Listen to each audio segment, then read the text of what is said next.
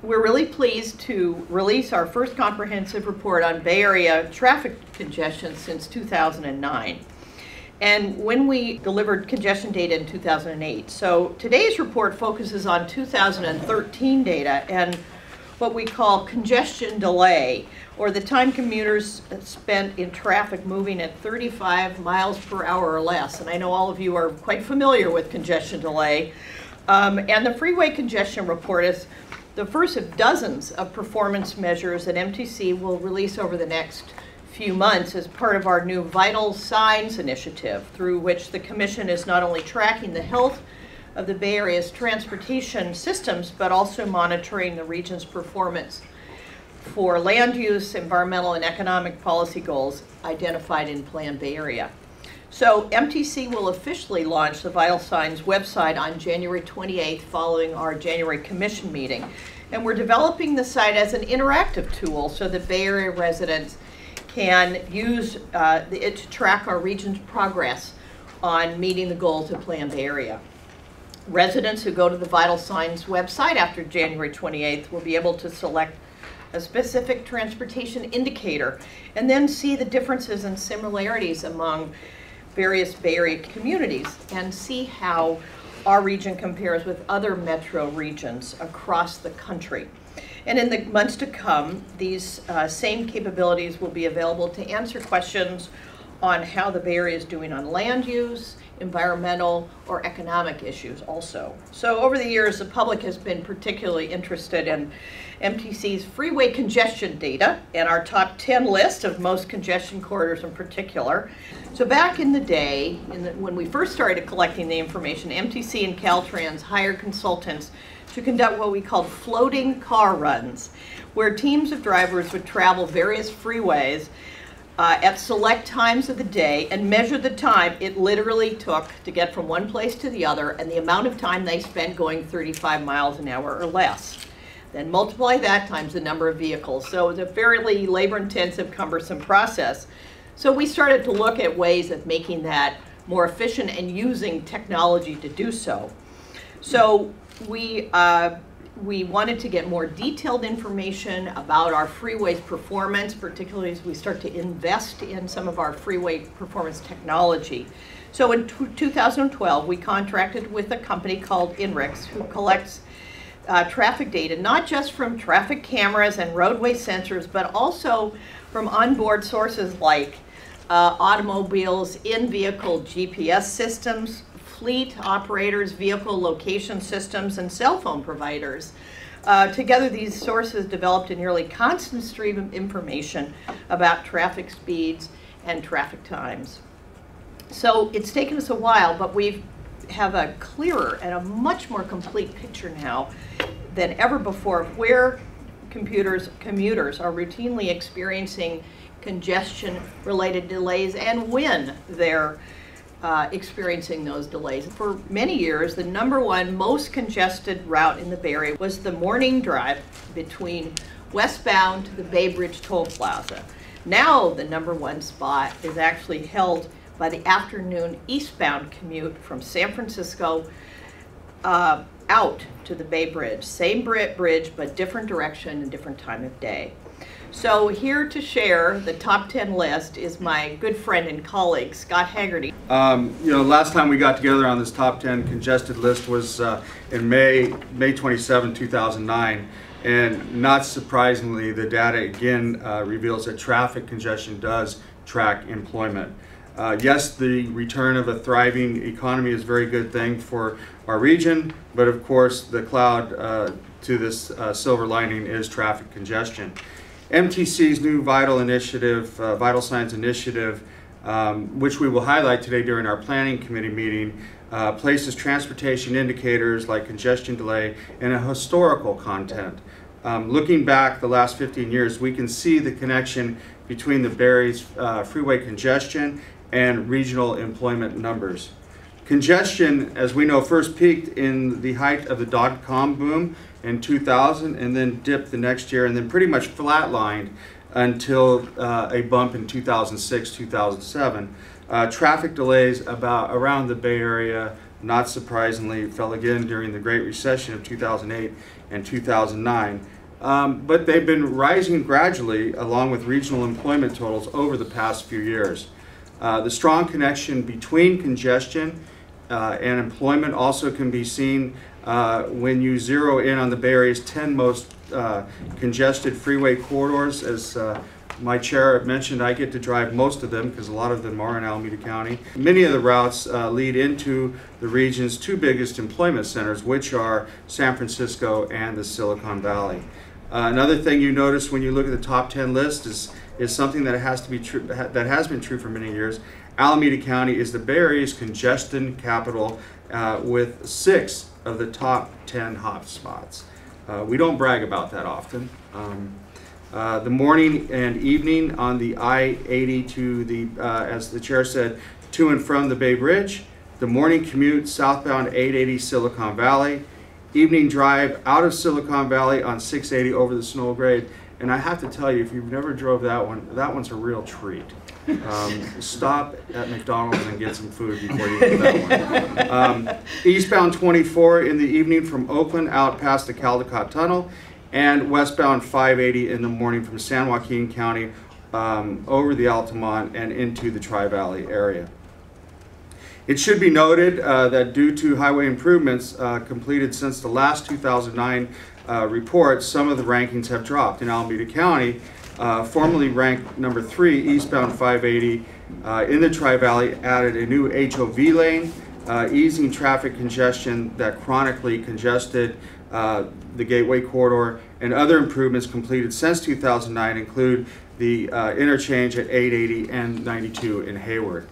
Congestion, in fact, is life in the economically vibrant region like ours, and MTC is committed to making our freeways operate efficiently and reliable as possible. The long-range plan Bay Area adopted by MTC and ABAG in 2013 calls for an investment of more than $2 billion over the next 25 years to implement what we call the Freeway Performance Initiative. And this includes activating ramp metering lights at more than 300 ramps region-wide, installing traffic cameras, changeable message signs, speed sensors, and other devices to improve transit time reliability and also inform the commuters who are moving through our freeways. Coordinating traffic signals on parallel arterials, and maintaining the freeway service patrol to quickly clear incidents, which is a very successful program for us.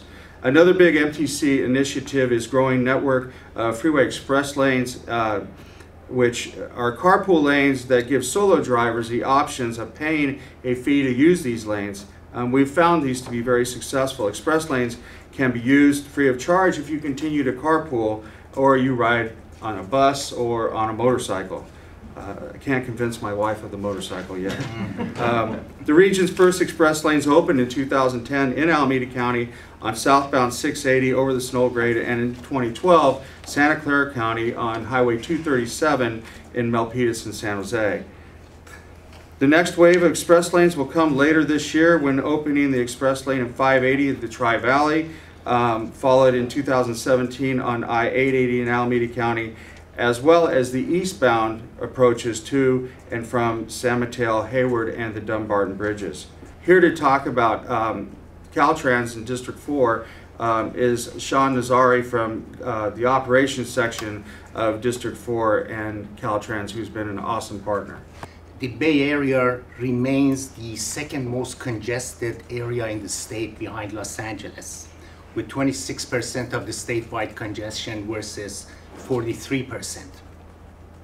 Our data corroborates what Commissioner Haggerty pointed out about the congestion reaching its lowest in 2009. Total annual congestion in the Bay Area was about 28 million vehicle hours in 2013, which was the highest in the last decade. Back in 2008, the 101 corridor in Marin County, 580 in Alameda County, and Highway 4 in Contra Costa County were among the top 10 congested corridors in the Bay Area. Projects funded by Prop 1B, the Corridor Mobility Improvement Account, have resulted in these corridors dropping from the list. We have also made investments from other funding sources in Alameda County on State Route 92, Interstate 80 and 580, previously in the 9th, 12th, and 14th positions on the list. These corridors are now 51st, 21st, and 59th, respectively. Caltrans is proud to support the development of MTC's Vital Signs initiative to help improve traffic in the Bay Area. The initiative speaks to the power of technology and performance monitoring to improve the quality of life by providing safer, more innovative, and efficient methods. As an example of applying technology and performance monitoring to reduce everyday traffic congestion, currently in construction is a first of its kind project on Interstate 80 in Contra Costa and Alameda counties, which when completed will use technology to actively monitor and manage the traffic flow. So I want to make just a couple quick points. First of all, the Vital Signs project will be releasing 14 different data sets in just 2 weeks at our commission meeting. This traffic congestion data set, which is being released today, will be expanded at that time to include all 139 congested segments within the region. So there'll be a lot of great stories up on the Vital Signs website. The previous speakers have alluded to some of our key findings. The congested corridors number 1 and 2 reflect the strength of the San Francisco and Silicon Valley job centers. For example, the I-80 backup in San Francisco creates some gridlock on San Francisco city streets and reflects the need for capacity enhancements, not only to improve the flow for automobiles, but also to improve systems like BART and AC Transit that provide an alternative to the capacity-constrained corridor. Similarly, corridor number 2, I-880 headed to Silicon Valley, will hopefully be will benefit from the BART to San Jose project, which will provide a viable alternative for commuters in that corridor. We've also identified that the top 20 corridors in the region make up half of all regional traffic congestion. So of those 139 corridors, just 20 represent half of traffic. This means that Bay Area traffic is highly concentrated, particularly in the central Bay Area. Now, this graph that I'm showing right now reflects the number of minutes per day that commuters experience in terms of congestion delay. As of 2013, it was 2.6 minutes, a record high from the last 15 years worth of data. Finally, I just want to point out our comparison to other metropolitan areas, which we did for all of these issue areas in the Vital Signs project. What we found is that the Bay Area has particularly significant congestion, but it could be worse. The Los Angeles metro area has twice the congestion level of San Francisco. Our congestion, however, ranks number 3 out of the top 10 metro areas in the United States. And for folks looking for a metro area, perhaps a upcoming vacation where you might have a bit less traffic, we would recommend you check out Miami or Philadelphia, where traffic levels are approximately 50% lower as those in the San Francisco region. So in conclusion, the Vital Signs website will be launching in just over 2 weeks with 14 different issue areas, and this will occur on January 28th.